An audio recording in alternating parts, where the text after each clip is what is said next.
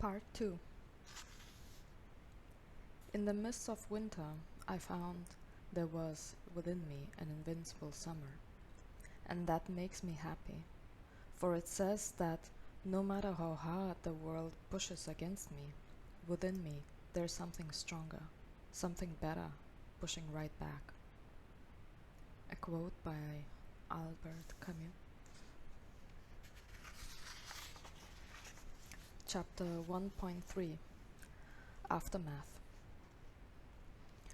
After my death in 4096 BC, there was a long period of mourning, and the Egyptian land froze inside. No more trades were made with the neighboring lands, no outward-oriented actions were taken. It just stood still in time. It took 9 years for time to slowly erase the memory of my tragedy, and my family started to regain their power politically and spiritually outside of Egypt again. My brother took a wife for himself, and they have given birth to a boy and a girl who shall rule as gods incarnate and keep the bloodline alive. There was no single person in the land who didn't know about the tragedy. People took it not only as their personal loss, they took it as a sign of some higher cosmic disturbance, a war between gods, a sign that disturbed energy will emanate to the earthly realm, and their livelihood will become fragile in the face of upheaval and change. It was a bad sign for everything. There was no single person in the land unaffected by the loss. Even those who were against the ruling of the pharaoh were feeling the hurt of others, and the events that followed left nobody the same. The palace herbalist who betrayed me was never put to justice for his actions. He stayed silent about his involvement and basically drew himself into a corner, not realizing ahead of time what consequences his actions would carry. He was ashamed and horrified of the reality that he was co-creator of. The person that enabled the tragedy was feeding off the low energies existing in the field, and that at that time he was never found nor brought to daylight. After my soul had left the body behind and the person who took my life left the remains for the animals to feed off of, the surroundings were slowly quieting down. An owl came to protect the treasure of my body, or the remains of it. A single owl protected my body remains to be given back with respect to the temple and to the palace, to the pyramids and to the sun, to nature with prayers and proper preparation for the afterlife. I saw how the high priest took a mummified, sewn-together body to the desert. He cried while carrying me. The pain of the whole land, of the earth, of the animals, of nature, was touching his heart, even though he knew better than to cry when death comes. He embodied the land, and he was crying for all the living creatures who were mourning and feeling the sorrow inside themselves. He was crying for them and with them. The high priest made the sun ritual in the desert, lying stones to symbolize lucky circumstances and conditions on my soul's path in a new embodiment. The process of my soul's preparations for the afterlife took 41 days. Adding the 4 and 1 in 41 together equals 5, a number symbolizing transformation.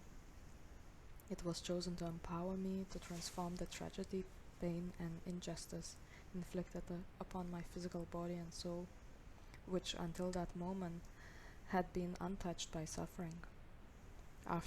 After 41 days, my remains were burned in a ritual fire, and an obelisk was built to guide my soul's way out, away from the pain my mummified remains held the frequency of.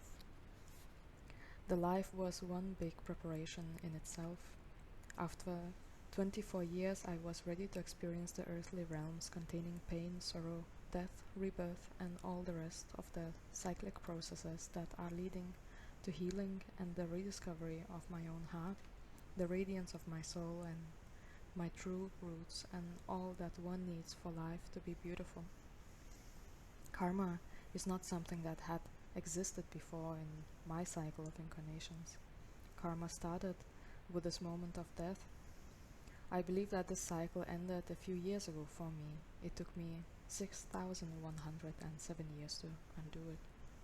I'm not I'm not fully sure myself what it means, but there was a time in 2014 when I went to the pranic nourishment seminar, preparing myself to live on light with no food intake. Something changed during that preparation process within me. For 22 years of my life I have experienced Earth without seeing much of the suffering in it. I opened up to the finer realms and at the same time was revealed the reality of hardship. I knew in my heart it was an option for me, not some tight karmic bond, not stronger than me anymore.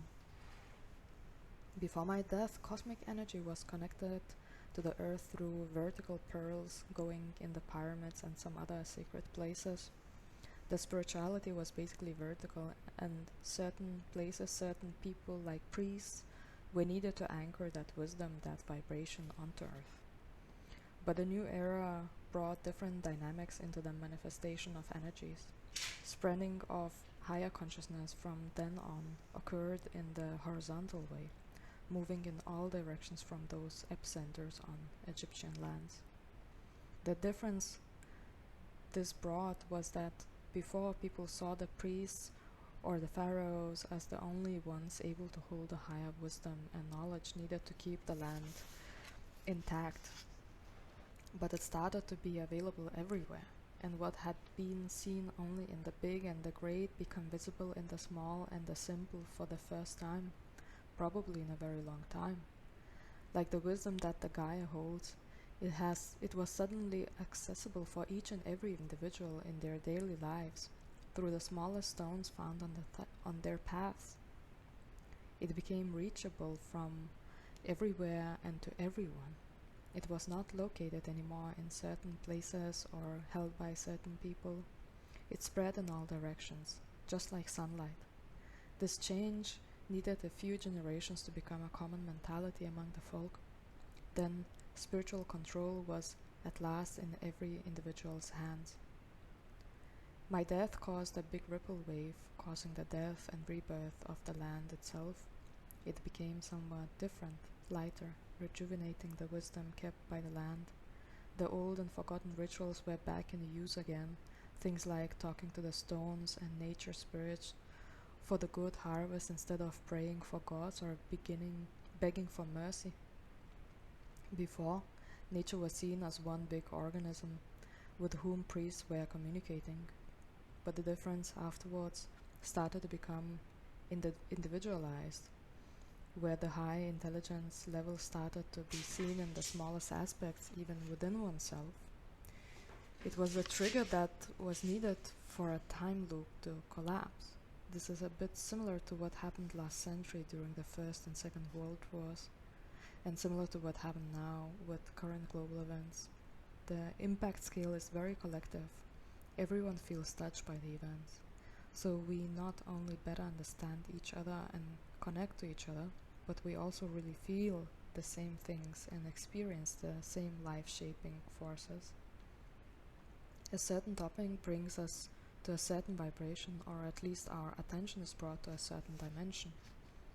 That was the case back in the ancient Egyptian times, and I'm sure similar collective time loops appear on a multitude of occasions between then and now. So it may bring us all together further along the path. For a moment, I thought I was young again, but it was just a thought. My mind is circling around the realities that are non-existent, though being within the one that my body dwells in. And I feel old, so old, as if I have lived lifetimes already. All the burdens from the past, all the sacrifices I made, part of the collective world pain rests upon me and piles up on top of my shelves. It doesn't feel right this way. To be wise and experienced doesn't have to equal heaviness. I want to be young again, feel young, and feel like what's inside reflects my actual physical age. In this way, it seems that as time passes, I'm getting younger and younger, as the burdens fall down and my body can relax while becoming somewhat weightless. getting older while getting younger inside. In my previous life, I died at around the age that I am now and took all the burdens from way back when would meet to this new incarnation. As a child, I felt like a 30-something-year-old man burdened with unresolved topics and problems. Cheerfulness was only there for a short while until the veil of childish innocence was taken away from over my head. It's time to start living at last. For many years, I managed to feel insecure, hiding away from the outer turbulences as a pretext for searching for a less dangerous place, I suppose, when in reality I'm way more extroverted. Half of me at least. Not the whole introvert like I'm showing myself as. Now, could it be worth the bravery to jump out of my old suit and embrace a new one? Or just simply stay naked?